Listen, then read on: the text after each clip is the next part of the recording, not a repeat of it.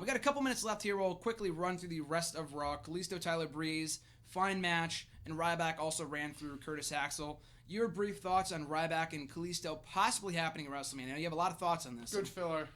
That's all it is. It's something that will probably not be amazing, but it'll be good enough to keep the crowd into the event still, but not like blow them out of the water that they're like dead for a good match. No, of course not. And I feel like I told you this yesterday. I know you weren't too happy about it, but I know you're not happy about the match happening. But on the bright side, I'm not just saying this as a Ryback fan. I'd rather see Kalisto, and I am a Ryback fan, but I'm not saying this from a bias standpoint. I like Kalisto too. What I'm saying is that I'd rather have Kalisto in a one-on-one match at WrestleMania than Ryback. Like, Ryback's been there. He had that one-on-one match at WrestleMania 29, the pooper against Mark Henry, which sucked, and he lost. I'm not saying Ryback needs to win. I don't think he should win, because Kalisto's a long-term project.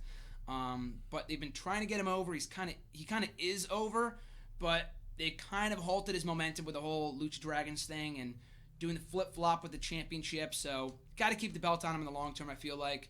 And we get a one-on-one match from Kalisto at WrestleMania, which could be really, really, really good. I mean, people have said Neville, which would be great. It would make, I mean, Ryback's makes it just as much sense, but, and, him and Neville have been teaming for a couple weeks now, and that would be the better match. But Ryback, they obviously want to push him going into WrestleMania, which is good, and even a bigger deal for Kalisto, because worst case... Could you see them doing, like, Ryback versus Neville for number one contendership and Neville winning, Ryback takes him out, and then just goes in the Memorial ones?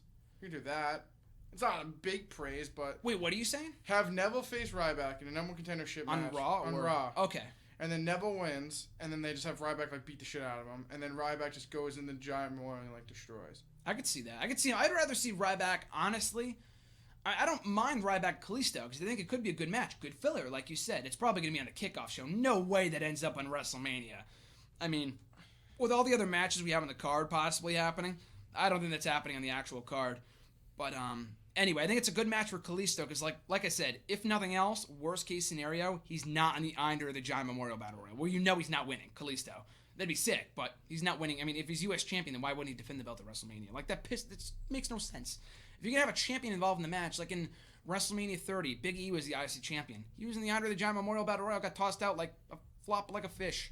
Like, no one cared, you know? So, I'm glad he's defending the title, hopefully at WrestleMania. Entrance. What? It's not like he even got an entrance. No, nobody did. Only Big Show and Sheamus did, right? Yeah. Yeah, I'd say everyone else was irrelevant.